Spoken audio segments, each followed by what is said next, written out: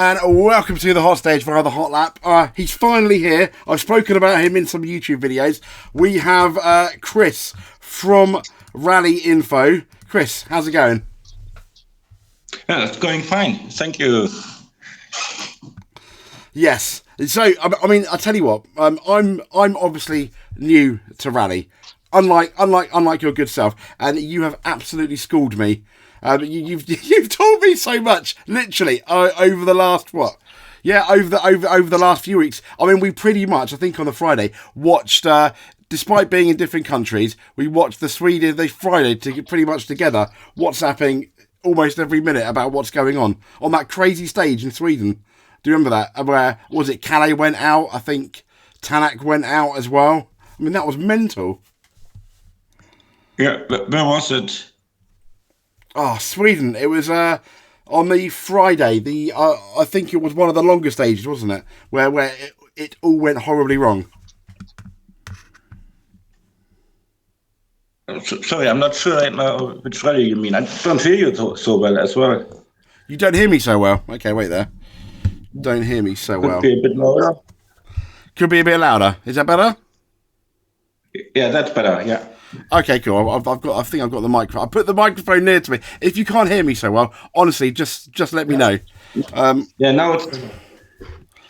Oh, good. Yeah, no, I was just talking about the Swedish rally when we're speaking on that absolutely crazy stage that two people went out. The two of the favourites anyway went out. Yeah, it took a bit of excitement out of the rally, but it was an exciting stage, definitely. It definitely, unexpected, it definitely was. And I think we will have those on the Safari Rally. Well, yeah, and I tell you what, Chris, that is why we're here for that Safari Rally. I can't wait. You're saying it's your what? Why is it your favourite rally? One of your favourite rallies?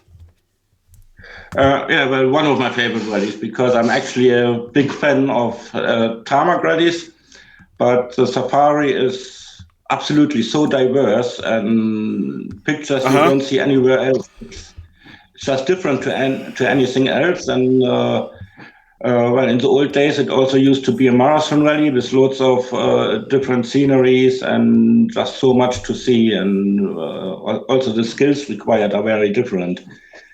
Oh, right. So it's definitely one of my favorites. Yeah, I mean, I've watched some of the previous ones, especially that clip you sent me on YouTube. I mean, I thought Sweden was challenging, but some of the conditions here, it's absolutely relentless. The bumps and everything. I mean, oh my gosh, it must be so difficult for the car suspension. And they've got obviously, and they're going with the snorkels as well, haven't they? Here as well, I think. Sorry, partly I can't hear you again. Okay, no worries. They're coming with them. You know the snorkels. Yeah. Yeah, the snorkels for the cars. Yeah, that was actually one of my subjects with the weather that's coming. And it seems from the first pictures I've seen from Recce that the rain season is already there. Was expected a bit later, but it's already there. So,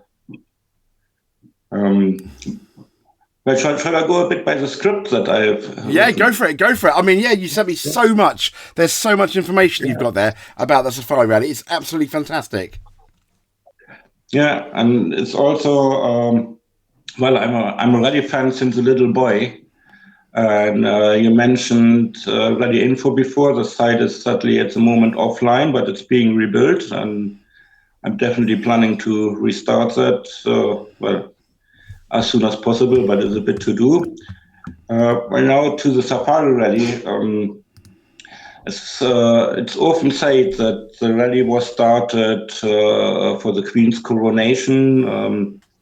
The Queen was on holiday in Kenya when her dad died, and she basically became a queen while in Kenya. But one thing that surprisingly is little talked about is what Safari actually means.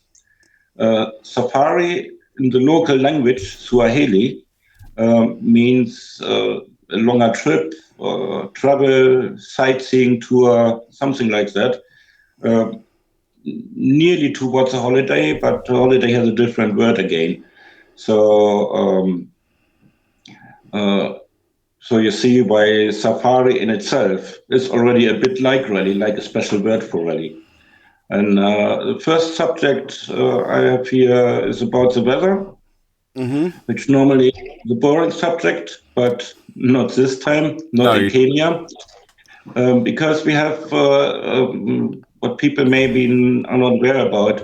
Naivasha and Nairobi, where the rally is centered, is just about south of the equator. In theory, they have autumn now, and 50 miles further north it is spring. And they just don't have spring, summer, autumn, winter. They have rain season and dry season. And the difference between winter and summer is if the sun dawns at 7 p.m. or at quarter past.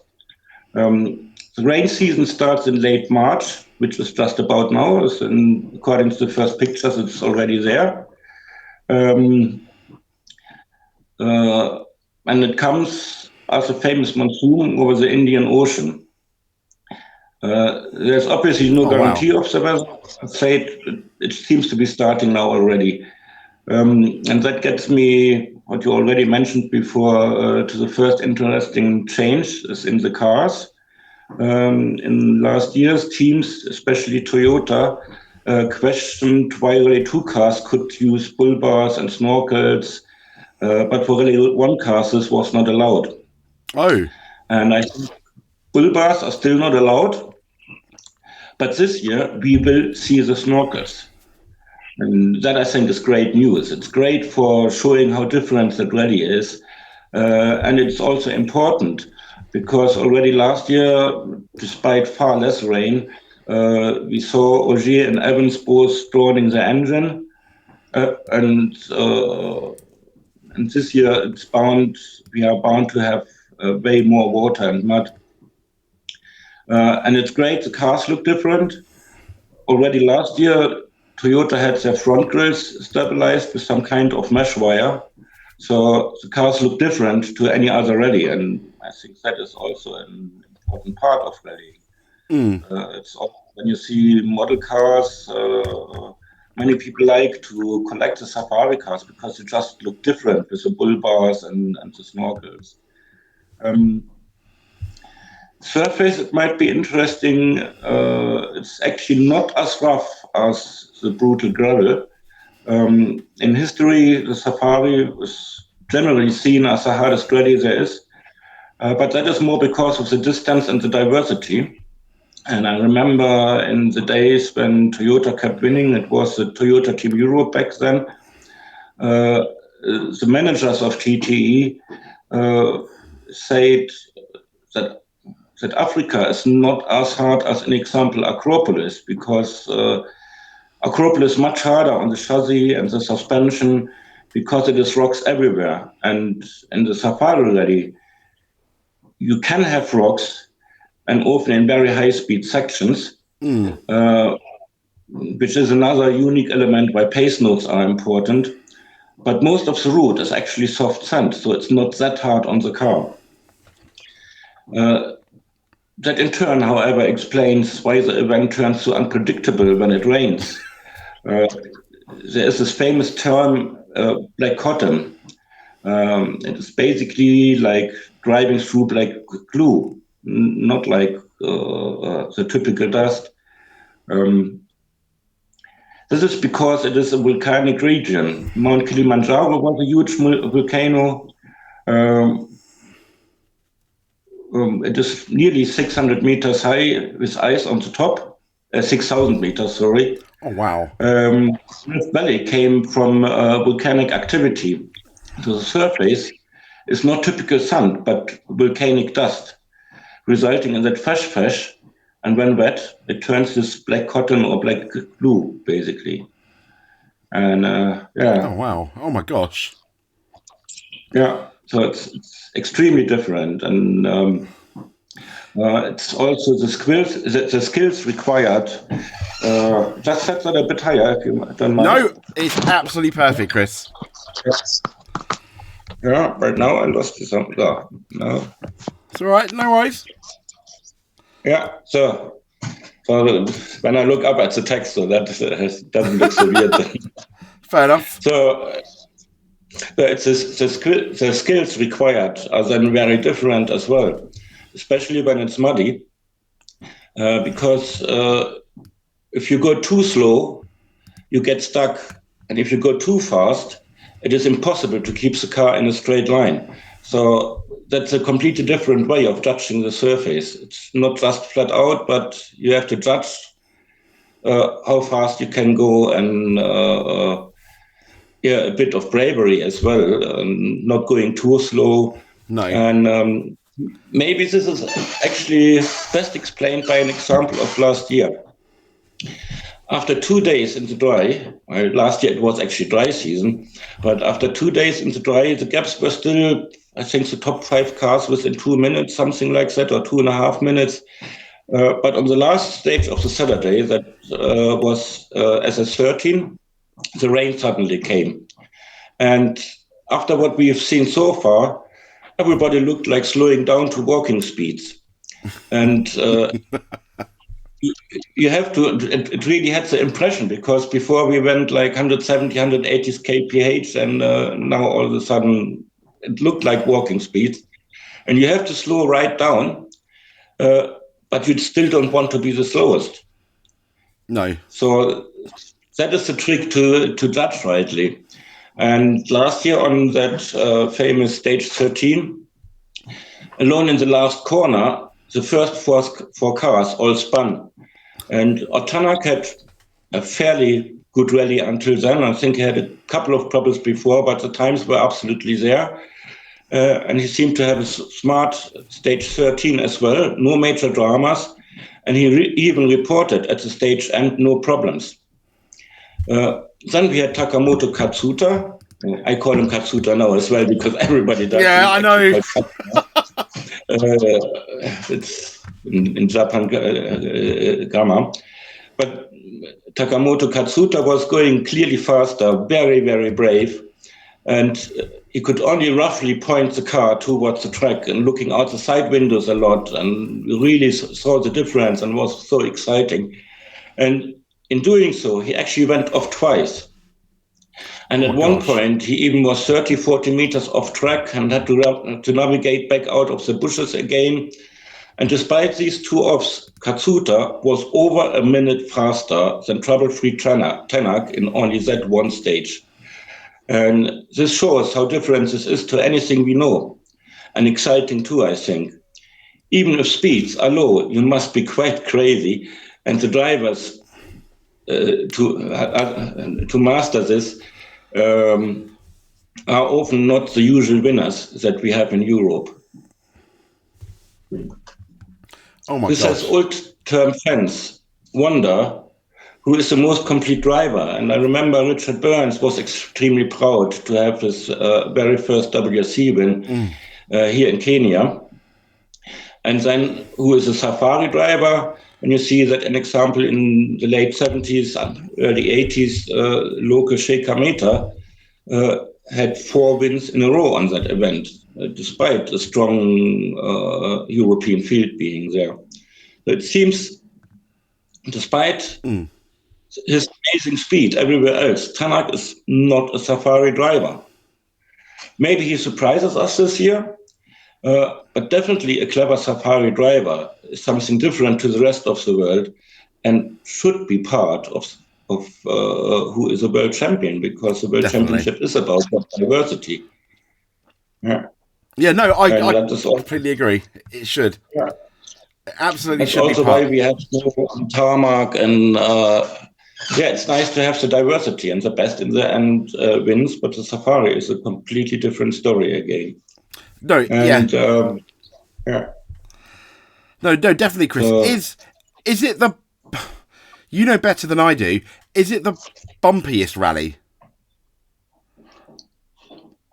And again, it seems when you start talking, it's the first few words are Oh missing. no! Is it the bumpiest rally? Is it the bumpiest rally?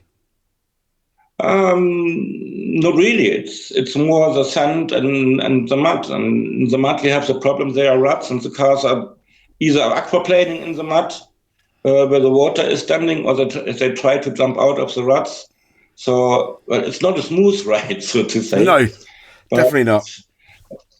but again, as Toyota was saying in the older days,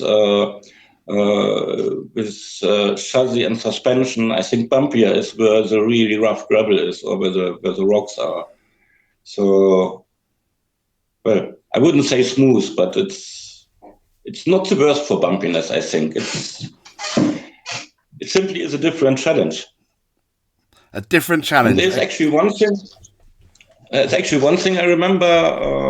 Well, I said I'm a rally fan since I think I was 13 years old or something like that. And I remember a lot of the rallies of the 80s. And one favorite example for me to explain the fashion black cotton was that in history, curiously, it turned out you didn't need four-wheel drive, you needed the torque. Oh, So even if it's like blue, you would think you need maximum traction, but that didn't really seem to be the case. So that's maybe surprising, but it also shows just how unique and difficult to explain the surface is. And in the history, in the early Safari rallies, the Peugeot 5, the 404 first dominated the Safari Rally, and later it was the Peugeot 504 and the Datsun Violet, which meter was so successful because they were rigid cars with a good torque curve. And well, I also have a couple of contacts in Kenya, and there's one fun fact I wish to deliver. The safari-proven Peugeot 504 was, maybe because of the rallies, so famous in Kenya that it was actually built locally. And in Kenya, the old Peugeot 504 was built all the way up to 2004. That was a car that in Europe was launched in 1968. So an immense time this car was built. And it was built up to 2004. And Peugeot advertised that it came with car alarm as standard. And I was joking about that to a friend in Kenya. And he told me, no, that's not a joke at all. Go and steal a BMW M5 and in the next mud hole, you are nicked by the police who are chasing you in a Peugeot 504. So if you wish somehow to steal a car, steal a 504 because that plows through anything. Today, of course, everyone has 4x4 or four-wheel drive, whatever you want to call it. And these four-wheel drive systems developed a lot since the 1980s. But would you believe when the Audi Quattro was launched in 1981, the whole competition laughed and said, all these cars any good at is for the Safari Rally. But in the end, exactly the opposite was the case. Oh, wow. The Quattro was neither light nor nimble for tarmac, but throughout Group B, the Quattros, 205 T16s and so on, they never won, too complicated. And I just remember as well was it in 1986?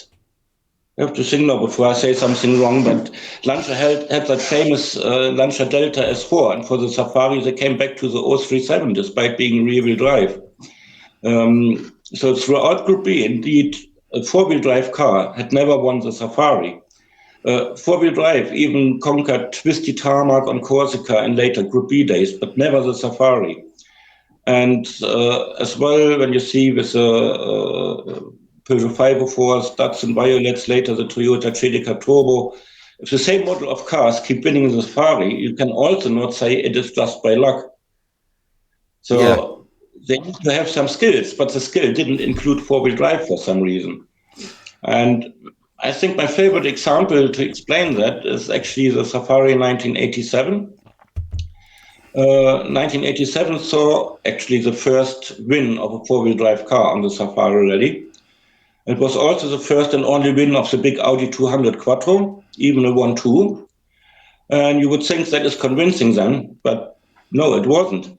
With Group A, Ford had the problem that they had the powerful turbo rear-wheel drive Ford Sierra Cosworth, but also they had the Ford Sierra XR 4x4 with four-wheel drive, but not that much power. It peaked at 220 brake horsepower, like an Astra GTE Group A in those days. And you would think where the Sierra XR 4x4 has any use would be Sweden with the snow and the Safari Rally. And indeed, the Sierra XR 4x4 was even great in marathon events. It very nearly won the 1987 Hong Kong to Beijing Rally. Oh my gosh. But the huge surprise was, I think it led Hong Kong to Beijing even until the last stage, when some minor fault happened then with Dick Blomqvist.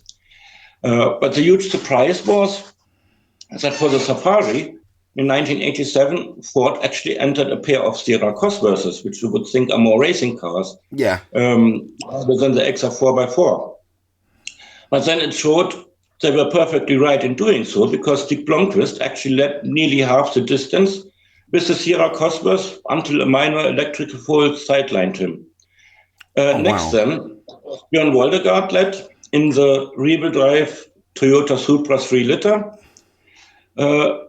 But then the Safari showed a trick that we actually have just learned in Sweden with a double accident in that one Friday stage you mentioned.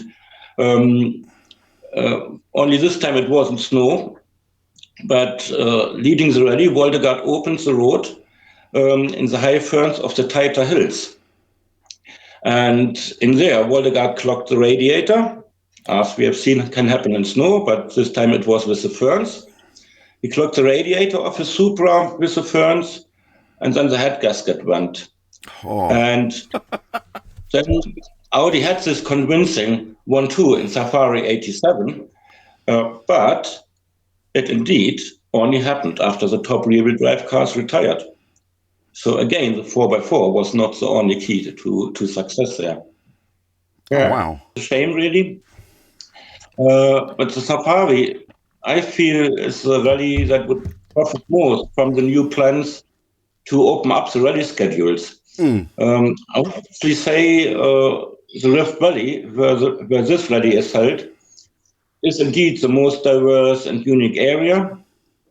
But still, the Cloverleaf Central Service format really castrated the Safari Rally. In its early years, the Safari Rally even crossed borders to Uganda and Tanzania. And maybe a side note here as well is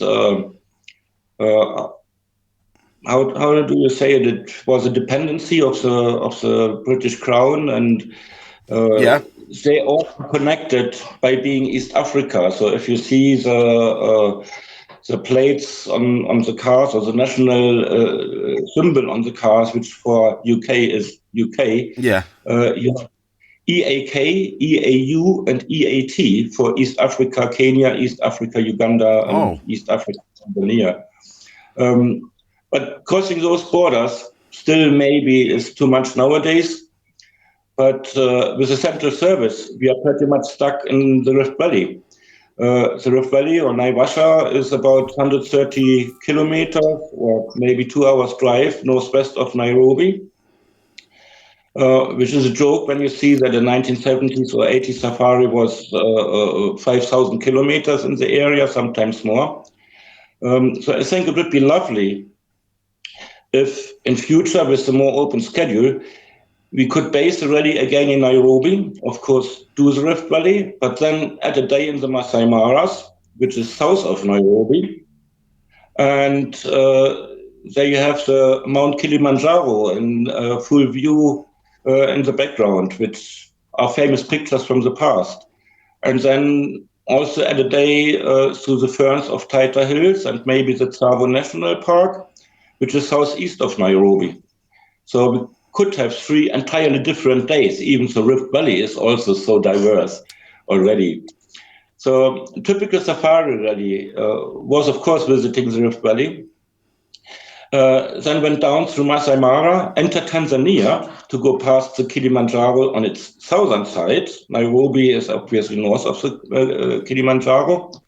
And then from there, it went to the coast at Dar es Salaam, still in Tanzania. And that is exactly where the Indian monsoon comes in. So they were the worst conditions. Yeah. For the best conditions, I would say. Yes, but the most entertaining conditions, definitely. Yeah. I mean, I guess that's when the drivers are going to really earn their money. Yeah. And every new corner is an adventure, I'd imagine. Yeah, there was actually one famous event. What did they call it? The Safari of the Famous Seven, and that was one of the last sections, and it was so muddy that only 7 cars came through. That was sometimes in the 1970s, and I think talking of you need the right cars for that. I think 4 of the 7 cars were Peugeot 404s.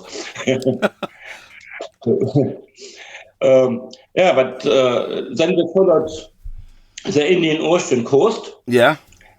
Into Kenya and to Mombasa, which then sounds easy and picturesque. And then from Mombasa, they turned again land inward to Nairobi, to the finish, via Tsavo and Taita Hills.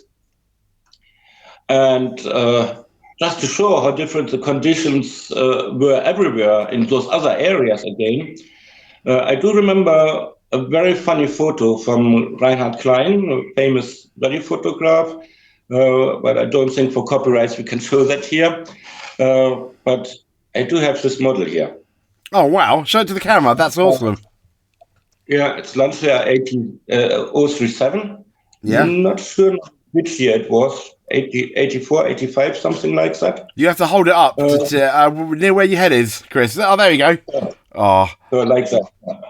And but it doesn't have snorkels because being mid-engined, it has the air intake, so that's fairly high up.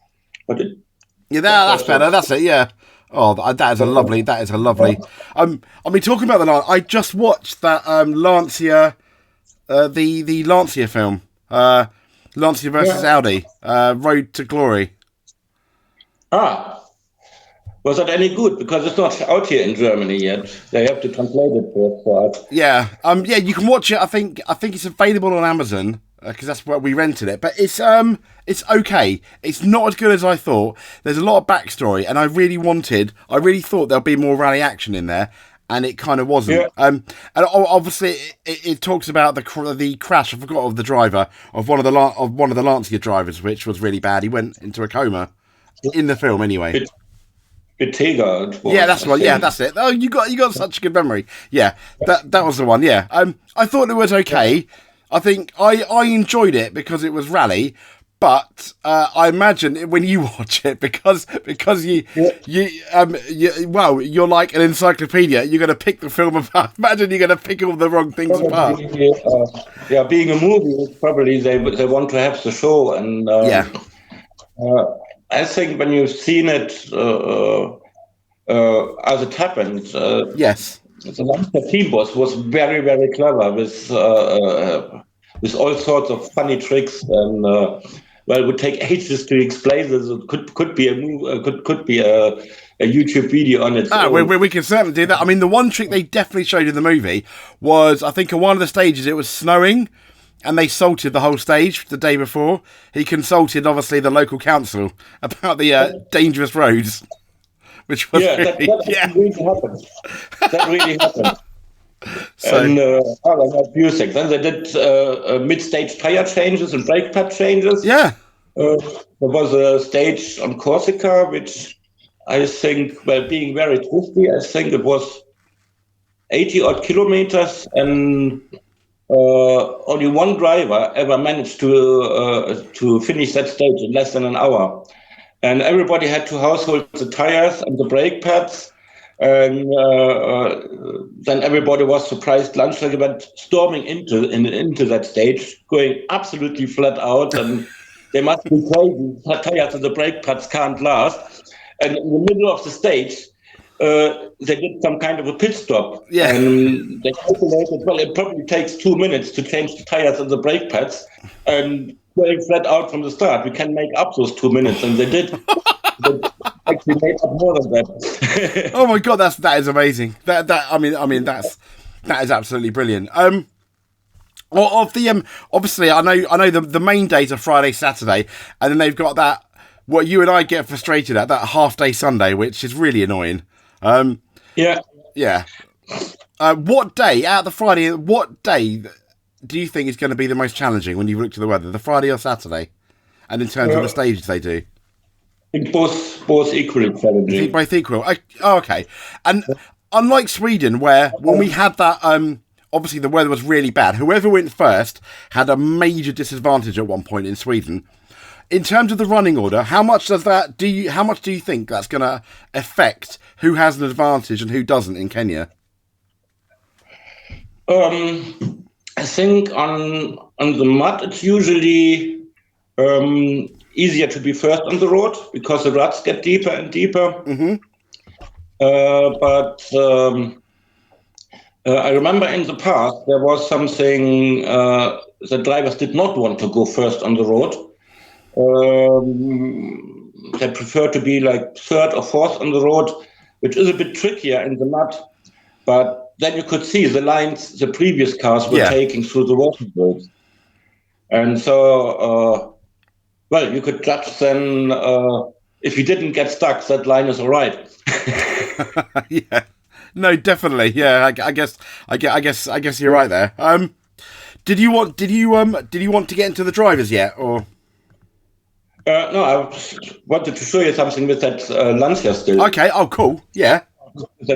Shall we repeat that with a photo from Reinhard Klein? The Reinhard Klein photo. Let me see. I might have it. Wait there. Do I have it in my? Can you edit it? That's yeah. If you send it to me via WhatsApp, I should be able to post it on. I should be able to show everyone. Yeah, because I wanted to show you a little joke with that Lancia. Okay. With tighter hills. Do you have a link to the photo? No, don't worry if you don't. No. I just have it prepared here. Oh, go right ahead, Chris. Go right ahead. Yeah. So, well, I guess you can edit it so the two bits fit together. Mm-hmm. So I start again.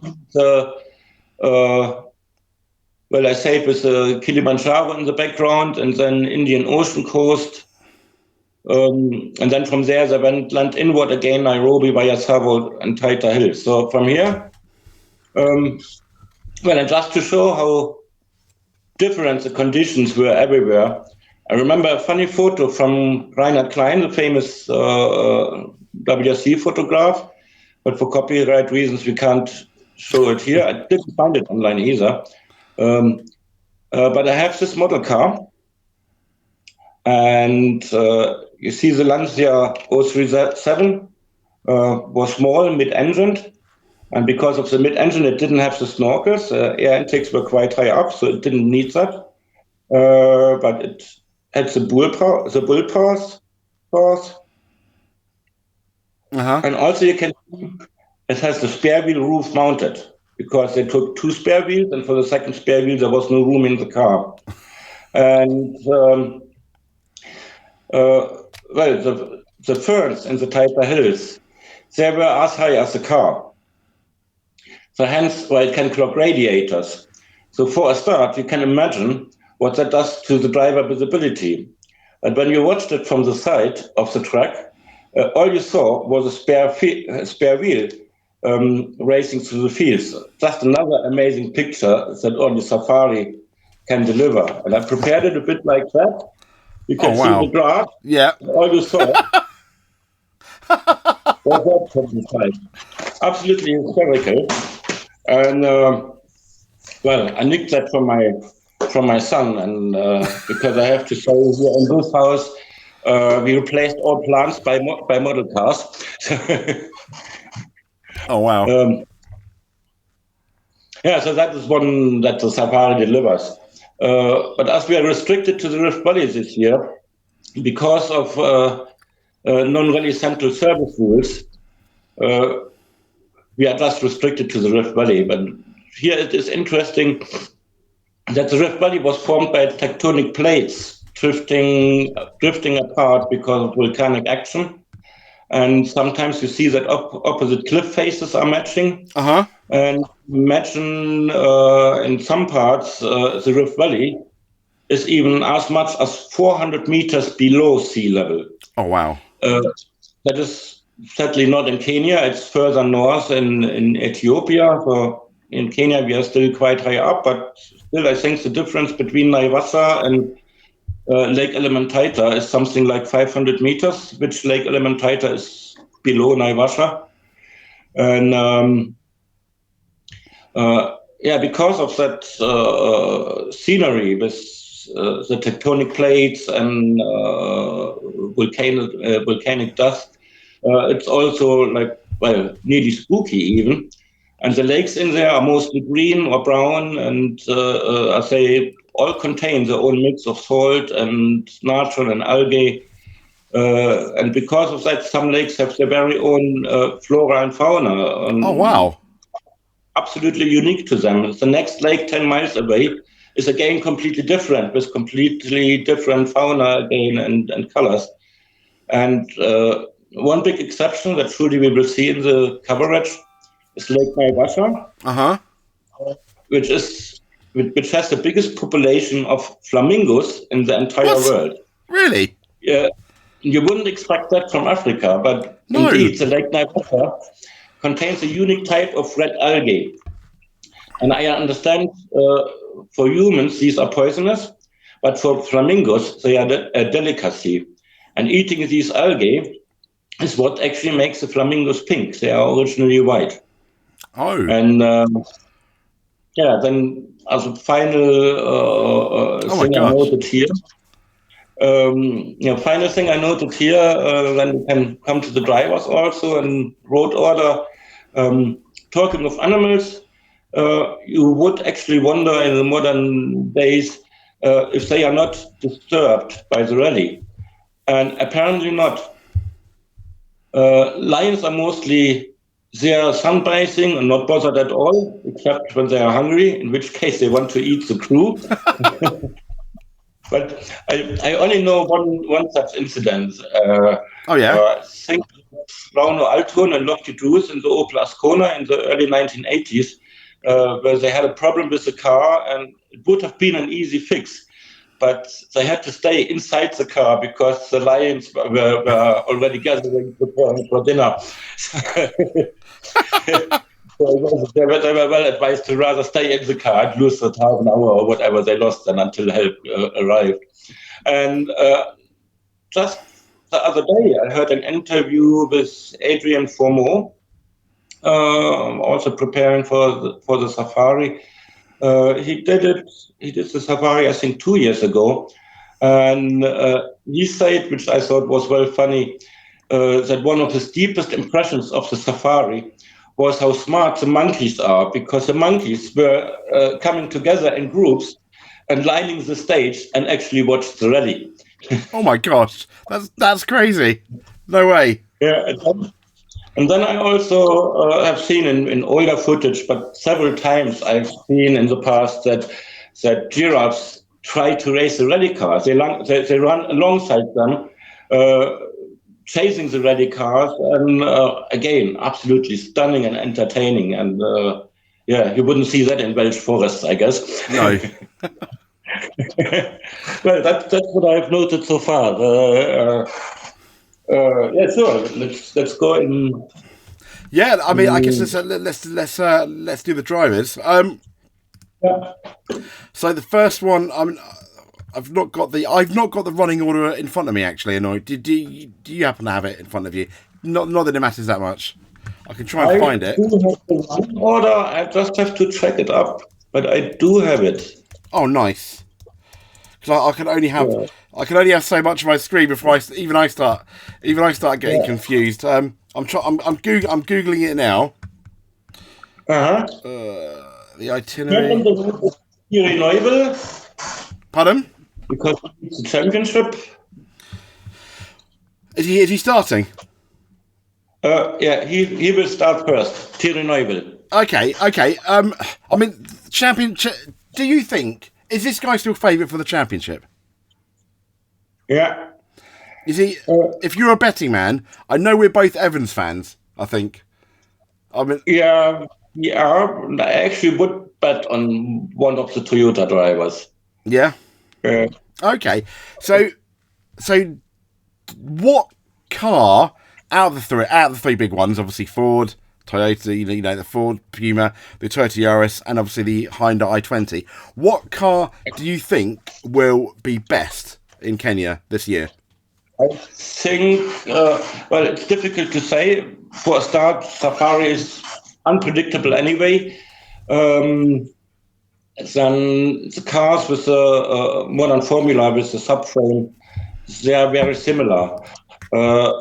But still, it's hard to bet against Toyota because the Safari was, well, 2 years ago they had a podium lockout, and last year it was the top four were all Toyotas. Oh wow, that's domination, isn't it? It's hard to bet against them, and Hyundai seemed a bit fragile in past Safari rallies. But I also remember last year they had mainly problems with the prop shaft, and apparently they have a much stronger prop shaft this year. So that was one thing they actually addressed. So might go better for them this year, or should go better for them this year. Yeah, I know that. I know they've all been testing quite a lot, haven't they? They've been doing quite a lot of testing for this rally because, from what I remember, this is one of between Sweden and Kenya. That's one of the biggest gaps we've had in the calendar for quite a while. Yeah, absolutely. I was actually quite surprised by that gap. It's 39 days or something, over a month. Pardon? It was over a month, wasn't it? It's 39 days, I think, or something like that. Yeah, that's crazy. So, you mentioned him before. I've got Katsuta, probably pronouncing it wrong in the title, up on the screen. He goes really well at the rally when I've looked at his past results. He got his first podium there, didn't he? I think. I'm not sure if it was his first podium. Oh, okay, but I know he's finished on the podium there, hasn't he? But he did so well in Sweden, and actually I hope him to do well here too, because well, with the other drivers it's difficult to say. With Neuville first on the road, I'm not sure the car has to hold up. Tanak had the problems in the being slow in the mud last year. Katsuta is definitely one of my favorites here. Because remember in Sweden we were all so happy to see him leading. Yes. And I honestly would say from the status he is in now, he came on a long way in the recent rallies. He was leading Japan last year at some point. He was leading in Sweden. And what I've seen of Katsuta last year in the Safari, where he went so amazingly quick in the mud, I think Safari is his next chance where he could actually win. And for the faster rallies that are coming later, the really fast ones like Estonia, Finland, or Estonia is ERC this year, but Latvia, Poland, Finland, I think it will be much more difficult for Katsuta. So I think this one might be his best chance this season alongside Japan for a win. Yeah, I mean, you've obviously seen him throughout his career a lot longer than I have. I mean, for me, he's either all or nothing. As in, like he's absolutely going for it, or he's gonna hit something or go off. Yeah, I mean, I had before that example with stage 13 last year. He was absolutely mind-blowing there, but he also was twice off the track and still remember over a minute faster than Tanak. So I'm not sure he can do that speed for the entire rally without having a problem similar to what he had in Japan and in Sweden, where he was each time leading. But maybe he gets himself in a position where he then doesn't have to push that much, or Difficult to predict the rally, really, and It is. but I think this is a good chance for him. Oh, yeah. I think he'll be a good bet on the bookies as well, because I imagine the bookies wouldn't have him favourite. Yeah. So yeah, you could probably earn a bit of money if you wanted to put something on him, Mr. Tanak. What do you think about Mr. Tanak? He's had a disastrous beginning of the season, hasn't he? Yeah. And it's said that he really needs a brilliant result here from Yeah. Safari. But, well, as I said before, he might surprise us. But what I've seen of him last year in the mud, I'm not sure he is the real Safari driver. No. I don't want to be unfair to him. Maybe he surprises us, but from last year, I put my money on him. No, I mean, with the Safari, because he's going to feel like he's got to have a good result. Like, he's going to want to win. But then, is the Safari one of those rallies? It's always risky to take risks, but is the Safari one of the rallies where it's really going to bite back? It's really risky to take lots of risks the whole way through, which he might have to take. Is it one of the hardest ones for that? It is. Because especially when it's muddy, you have to judge the speed so much. Yeah. And it's last year in the mud he wasn't really fast, and as well with the position he's in now, maybe that puts pressure on him as well. Yeah, maybe. For it's maybe not the best idea. No. I mean, I guess it's going to be really interesting, isn't it? Especially when we see the end of Friday, I guess we'll have a good idea about where everything's going. Rovin Pira, Calais is back for Safari. How do you think he's going to do? Would you say he's one of the favourites? Definitely, he is a previous winner already, and he won it 2 years ago, I think.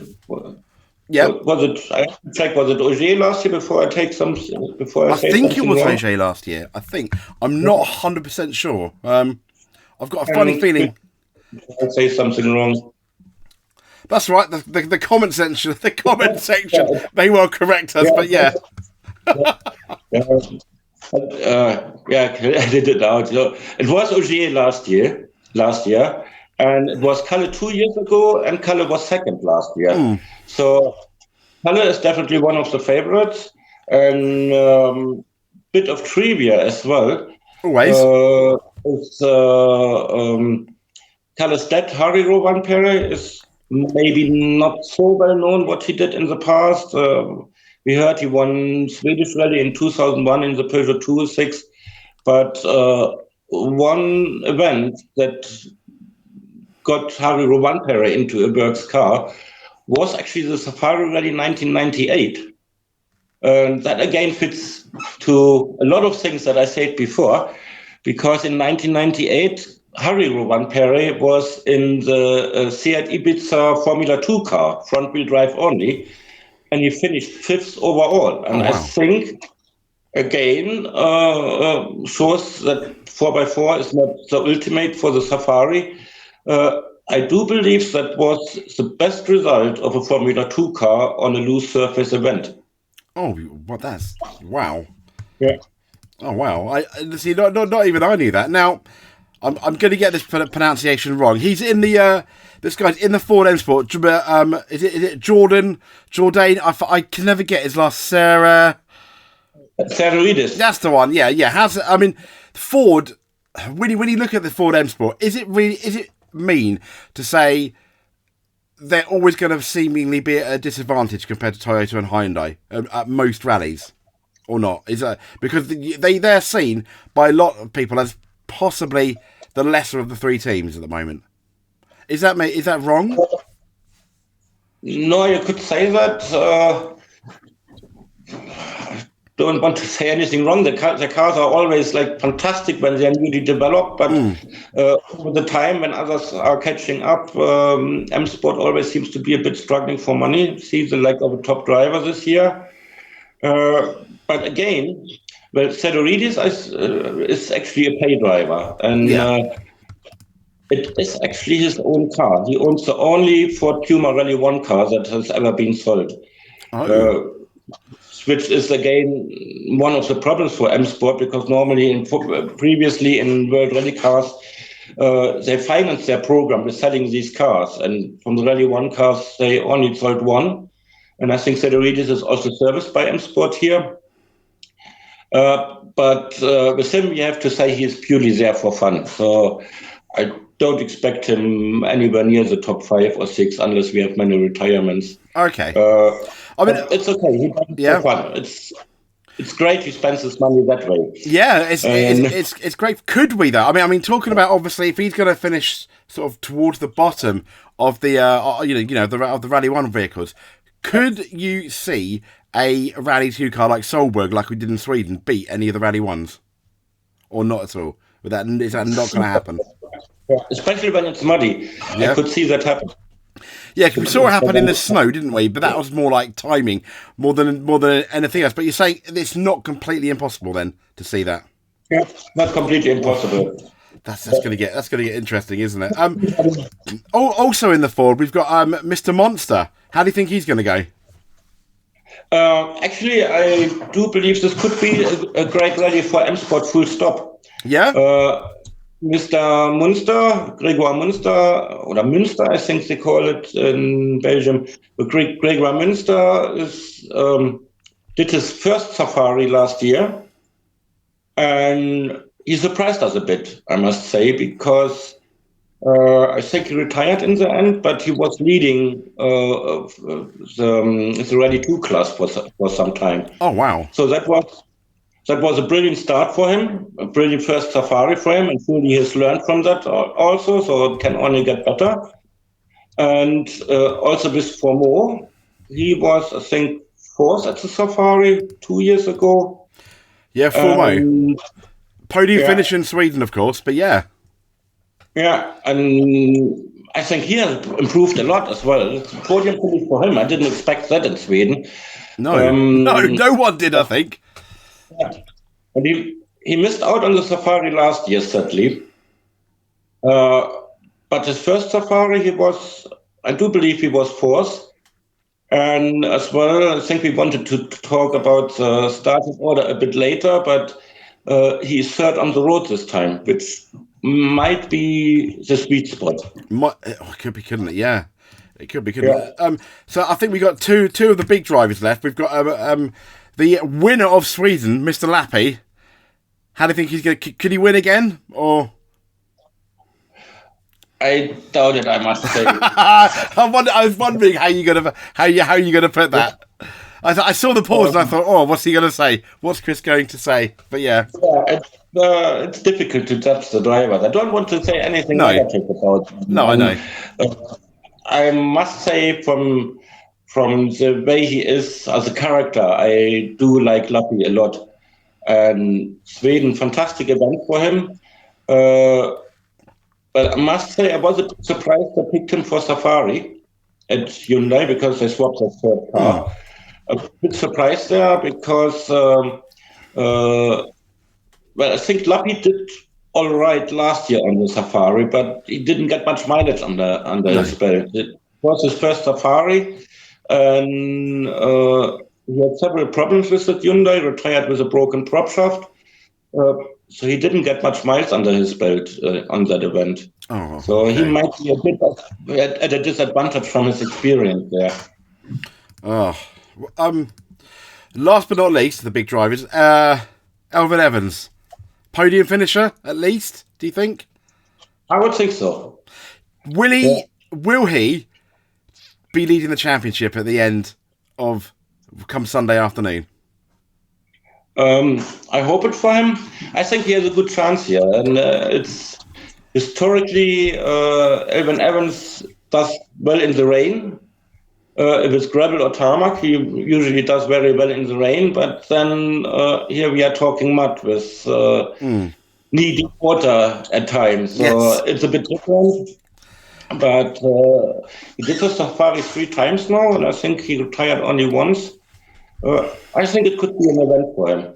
Could be, couldn't it? I remember, I tell you what, he was so lucky with that spin in Sweden, wasn't he?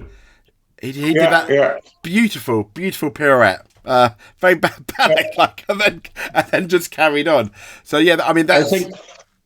I think pirouettes is something that when the rain season really comes, it seems to be there already. When the rain really comes, I hope the pirouettes will be more the norm than the exception. Yeah. Let's hope so. I mean, last but not least, because I've only got about 15 minutes left. We want to talk about the running order. Yeah. Yeah. And do you have the running order with you? I have the running order with me. And well, before we go into the running order, especially when the safari is muddy, I remember from historic editions but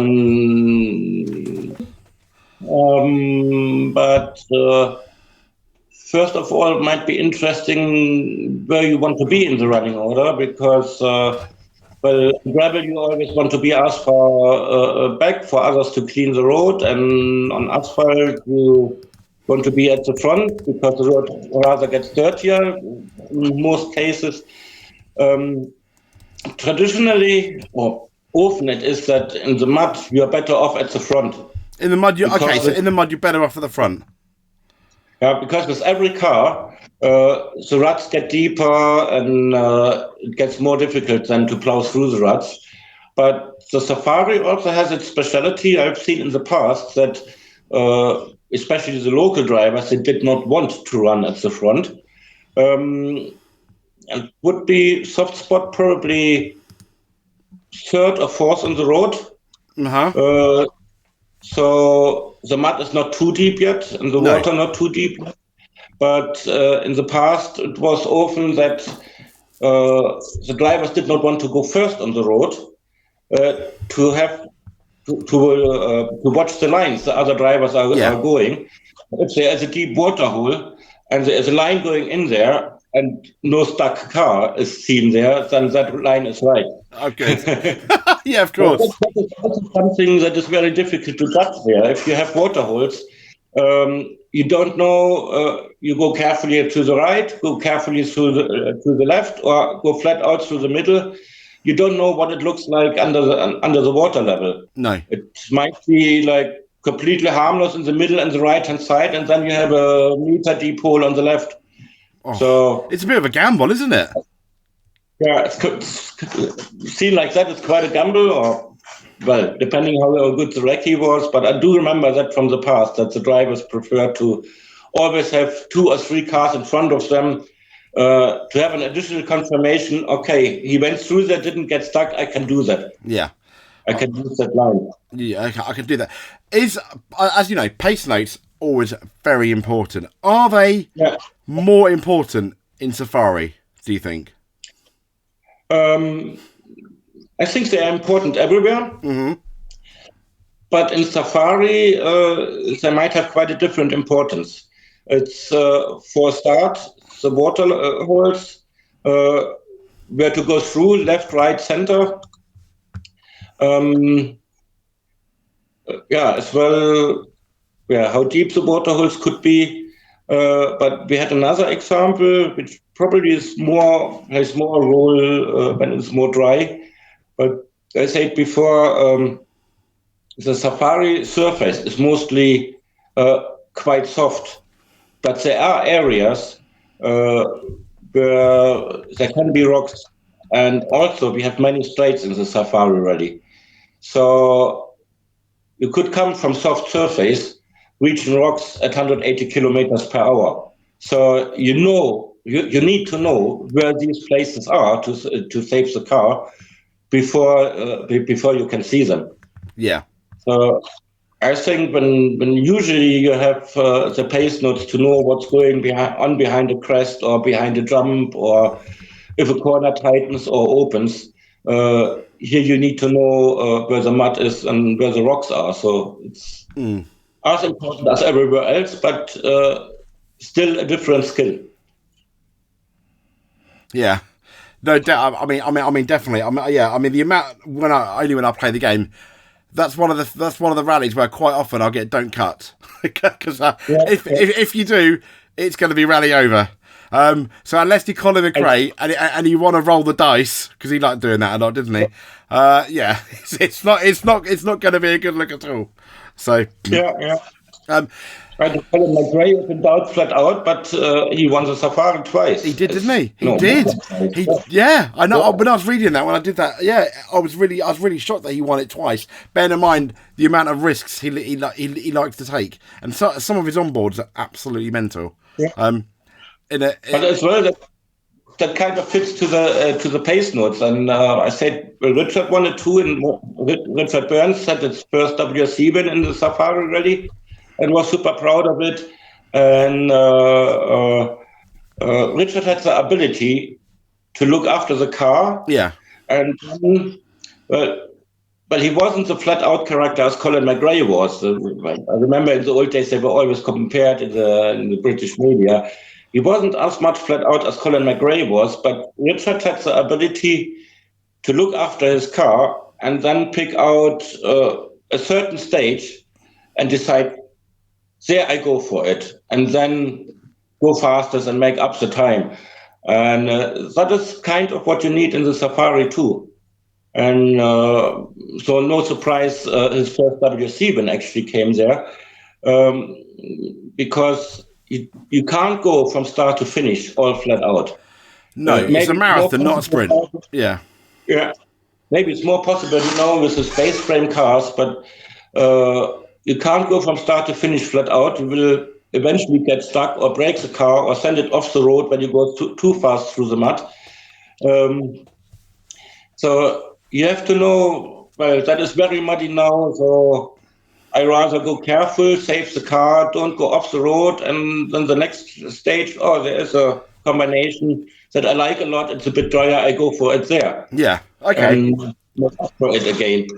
Okay, well, the last thing then, the last thing we're going to talk about before I've got to get ready for work. The last thing then is, I'm going to ask you, predict the podium, and see if next time we speak on it, we'll see if you can get it right.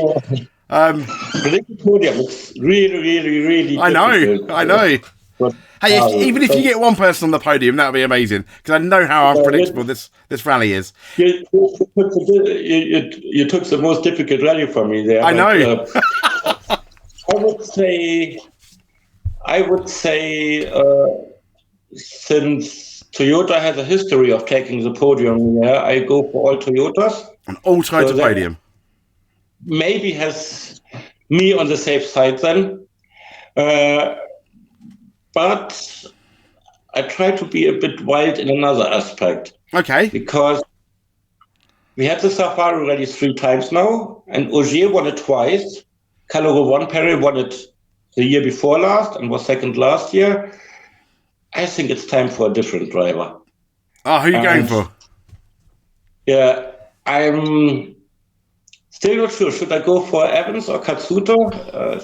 Think after what we've seen in Japan, which was the last event last year, and what we've seen in Sweden, I think I would go for Katsuta. Oh, no, see, I'm going to go for Evans. It's going to be...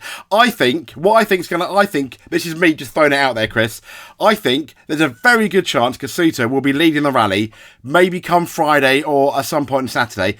I also think he'll make a mistake, and that'll be his undoing. Yeah. Not that he won't I think he'll still finish it, but I think he'll be leading it or thereabouts, and he'll make a mistake because he'll go flat out. It will look really good, and it'll be very much like Sweden. Oh, it's so I want to be wrong. As much as I would love Evans to win, I want Evans to win. I think it would be a better story if Katsuta won his first rally in Safari as well. One of the really, really tough ones to win. Yeah, but I'm going to go with Evans because of that. So you're going with Katsuta. So who do you think is going to finish second? I take Evans for second. Evans for second. Okay. It's a bit the same dilemma as you said with Katsuta. I mean, Evans obviously has won a few rallies, but I keep having, as much as I like him, I keep having the impression the speed is there, and then something happens when the speed starts dropping off. Yeah, he always reminds me of Tim Henman, the tennis player, who was, on his day, was really good, but when it comes to the moment, he'd always make a mistake or something would happen. Something would go wrong, and then where it's almost like hero to zero suddenly. Yeah, Yeah. yeah, So second, I'm going to go with Rovan Perez second. I'm going with Cali. So who do you think is going to be third? I take Rovan Perez third. Okay, I am going. I'm Rovan Perez, I do think will have a strong rally again. It's just. Well,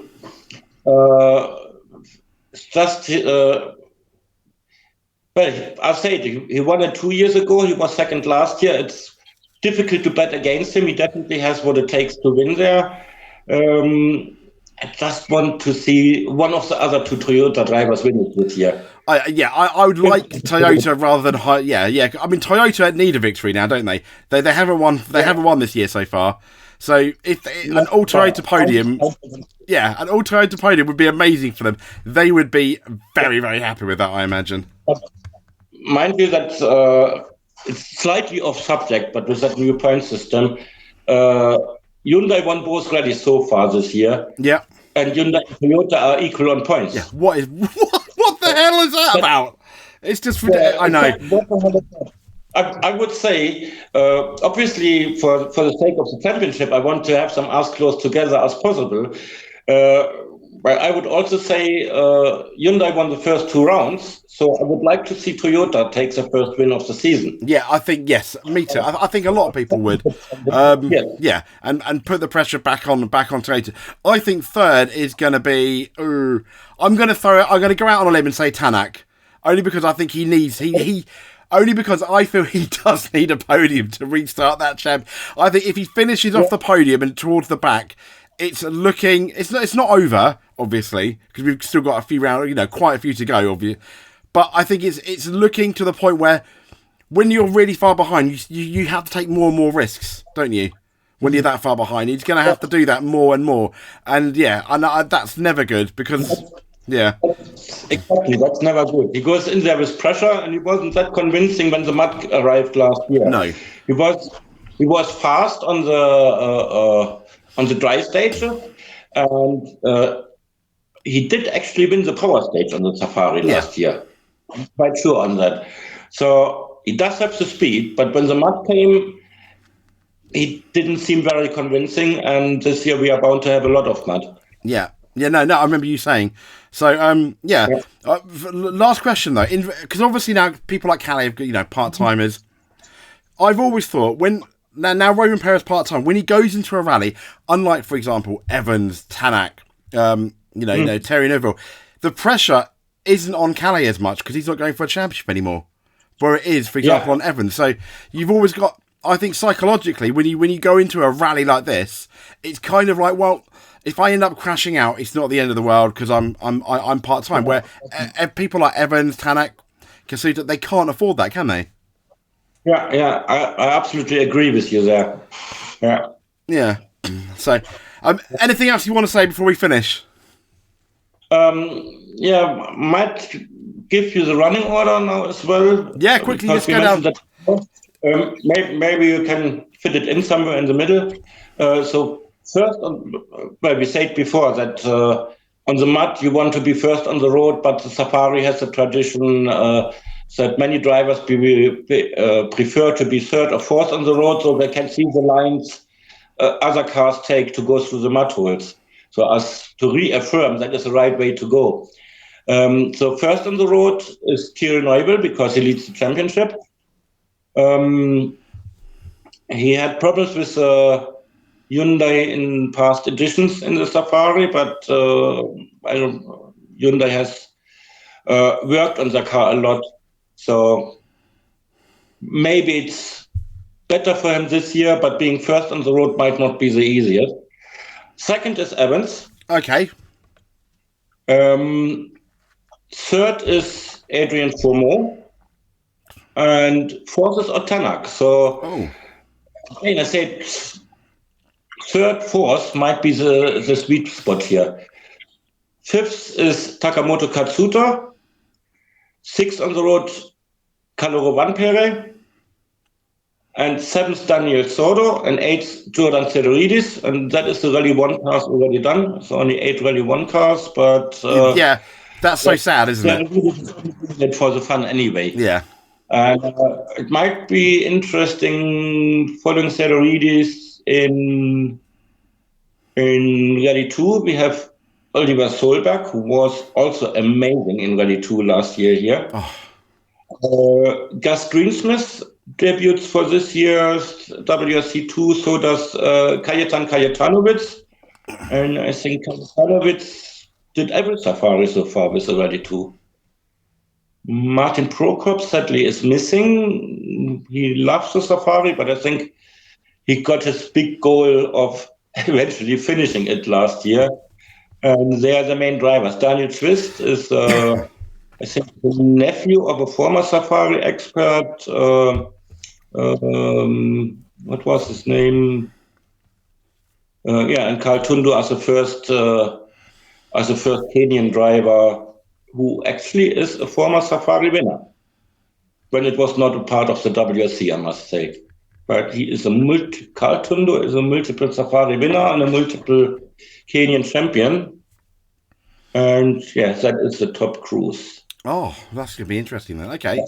Okay, well, I guess we'll leave it there for now. So, in the running order. Pardon? I put Lucky in the running order. He should be... he is between Tanak and Katsuta. Okay. Oh, that's not too bad then. Okay. Perfect. Okay, well, I guess that's about it. That is about it, guys. Yeah. We'll see if we'll see who gets the podium predictions right. I think it's probably going to be more you, Chris, than me. I think I went out on a limb there, but we'll see. And we'll see you next time. Hopefully, we can get back together after the safari and have a chat about who did the winners and losers, essentially. Yeah. I was explaining why we got so wrong in the podium predictions. Yes. Definitely. Okay. Speak to you soon, guys. See you later. Yeah. Okay. Speak to you soon. Bye.